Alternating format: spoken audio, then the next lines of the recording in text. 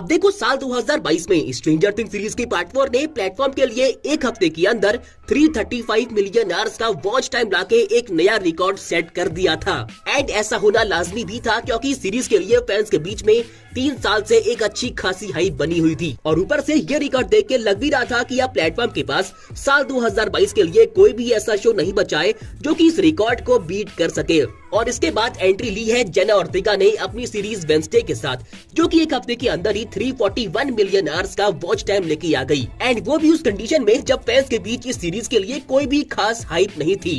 And ऊपर से Jenna Ortega, जो कि शो के आने से पहले इंस्टा पे 9 मिलियन फॉलोअर्स ओन करती थी, पर इस शो के आने के बाद वो हो चुकी है 35.6 मिलियन, जो कि वाकई काफी ह्यूज ग्रोथ है। साथ ही अगर बात करें इस सीरीज के पार्ट 1 के बारे में, जिसकी एंडिंग को देखने के बाद इसके फैंस पार्ट 2 के लिए बहुत ज्यादा ही बेसब्री से वेट कर रही है, स्पेशली ओवरसीज कंट्रीज में। और क्योंकि शो ऑलरेडी इतना सक्सेसफुल हो चुका है, तो सवाल निकल के आता है कि इसे पार्ट 2 के लिए रिन्यू करने में इतना टाइम क्यों लग रहा है। अब देखो, आप में से काफी लोग ये बात जानते होंगे कि असल में वेंसडे बिलोंग करती है दी एडम फैमिली को, जिसकी अभी तक पूरी 5 मूवीज बन चुकी है, जो की आई थी 1973 में, 91 में, 93 में, 2019 में और 2021 में। और साथ ही करीबन 3 शोज भी बन चुकी है, जिसमें से पहला वाला आया था 1964 से लेकर 1966 तक, दूसरा 1992 से लेकर 1993 में और तीसरा इसी साल 2022 में, पिछले साल 2022 में। और क्योंकि सभी मूवीज एंड शोज को ओन करता है MGM एंड अब उसे ओन करता है Amazon, तो इसीलिए अभी शो के बारे में ऐसी न्यूज सुनने में आ रही है कि मे बी इसके राइट्स जाने वाली है